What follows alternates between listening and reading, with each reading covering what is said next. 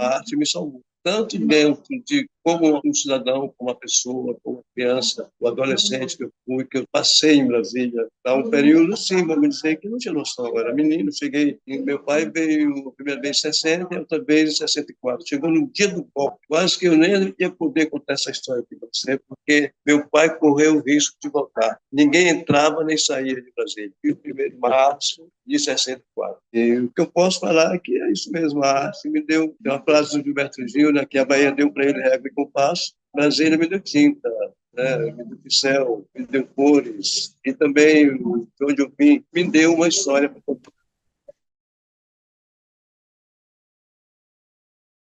Eu sempre tive vida boa. Nasci no meio de pessoas que, naturalmente, conviveram com isso, né? Eu sou neto de vaqueiro, bisneto de vaqueiro, tataraneto, e pessoal que sempre fizeram arte por intuição, vamos dizer, os artesãos, essa coisa da cultura popular. Por sorte, sem querer, fui já iniciado nesse mundo, nesse universo, através da minha família, né? Meu bisavô era fazedor de canoa também, meu pai marceneiro, minha mãe rendeira, havia músicos, poetas, assim, sem aquela coisa de ter a noção de que você estava vendo o que estava fazendo. Então, hoje, minha arte ela versa muito sobre isso, a cultura popular, apesar de ter uma visão, vamos dizer, moderna, mas a referência maior da minha arte é a minha vivência com a minha família. E, através dessa vivência deles também, eu fui tomando conhecimento e gostando e pensando o que realmente eu queria fazer.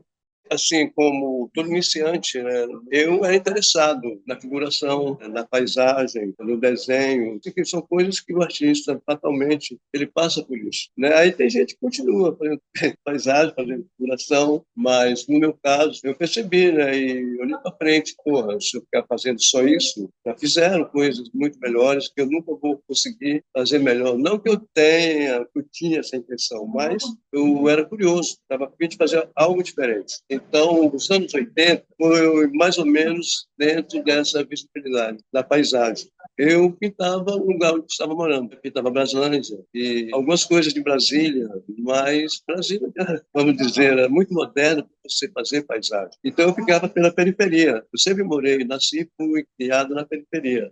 Então, eu olhava esse lado. Então, para mim, era mais fácil eu usar a paisagem como modelo. Eu, como artista, sem money, sem um poder financeiro, vamos dizer, mais adequado, eu não tinha estúdio, não tinha como pagar o modelo, a figuração era eu mesmo. Então, os anos 80, para mim, foi no começo também o abandono da questão da paisagem. Aí eu parti para tentar contar a minha história. Então, foi aí que veio aquela coisa, né? Por minha infância, eu tive uma infância muito bacana lá no Delta do Parnaíba. E para eles aqui, onde eu estou em Brasília, são coisas que para eles são novidades. Até para mim mesmo era novidade, porque foram coisas que pertenciam ao meu passado, mas que eu em Brasília não estava mais manuseando essas coisas. Então era só a questão da memória. Eu fui até selecionado a primeira vez na minha vida no Salão Nacional fazendo paisagem. Eu fiquei surpreso, mas a paisagem que eu estava pintando era uma coisa assim, era mais cores do que propriamente a cura, a árvore e tal e tal. Eu ia construindo essas coisas através das cores. Então, a partir daí, eu criei mais coragem e fui avançando mais. Até que realmente eu passei a contar a minha história de criança, as coisas da minha memória, os brinquedos que eu fazia, os objetos de trabalho da minha mãe, do meu avô, do meu bisavô, do pai do meu pai, que era um canoeiro, que fazia canoa, e tinha essa ciência, né, essa habilidade. Então, eu já trazia isso na pele, como dizer, no sangue. O que faltava era um impulso para eu poder continuar, né? Dar sentido, dar visibilidade ao meu universo. Para mim, os anos 80 foram o início desse tipo de trabalho que eu faço até hoje. Eu estou dando continuidade. Ainda é a minha memória que eu estou querendo representar. Embora não tenha muito valor, mas, a meu ver, a memória da criança, eu acho que é, no meu caso, é a coisa mais importante para mim, na minha vida. É aquela fase da criança que você está ali, né? Fazendo arte, como os mais velhos. Esse menino é muito arteiro. Toma cuidado com ele, entendeu? Esse tipo de coisa. Então, é mais ou menos por aí, dentro dos anos 80. Eu fiquei muito feliz quando escolheram a Maria BGP. Coitada, ela estava tão escondida. Saiu lá da Secretaria de Cultura, que estava escondido, quase ninguém via, e vai ser mostrado de um ângulo diferente, uma outra ótica. Eu acho que a Maria BGP vai desfilar, vai ficar feliz. Foi uma coisa por acaso. Eu estava fazendo só trabalhos pequenos, de 1,10 m, 1,10 m e tal, mas aí eu pensei em fazer trabalhos grandes. Então eu parti para fazer trabalhos, painéis de 2,20 m por 1,60 m.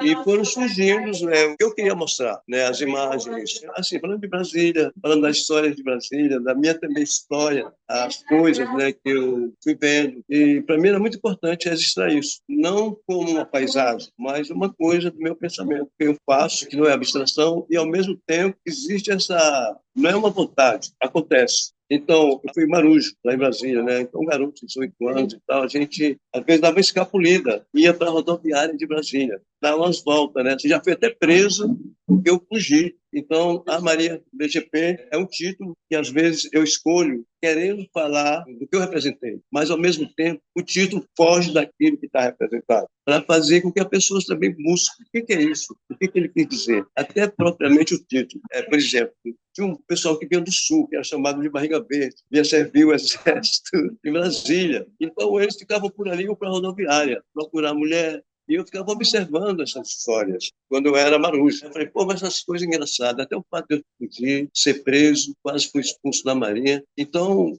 é dentro dessa paisagem da rodoviária. Até tem uma história muito engraçada. O Manduque, que é filho do Tiago de Mello, uma vez ele chegou para um amigo meu, para o Renato Matos. Aí ele viu o quadro Maria BGP, né? Ele nem sabia o título do quadro. Aí ele chegou lá para o Renato Matos e falou, olha, Renato, o Galeno agora está pintando disco voador.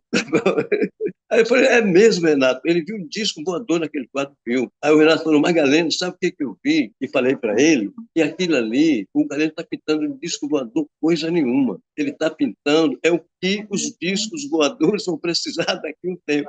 É rede de pescar, é anzol, é canoa, essas coisas, olha só. Então, eu achei muito interessante, tanto a visão do Manduca, o que ele viu, o que ele enxergou, quanto a viagem do Renato. A arte proporciona isso. Então, é isso. Às vezes nem são histórias. É a minha história geral. Eu falo para eles, olha, a pintura que eu faço e tal, não é só a história da arte. É a história, a minha história, é a minha vivência. E eu acho bacana que existe a arte, para mim poder, dentro dessa, contar a minha história.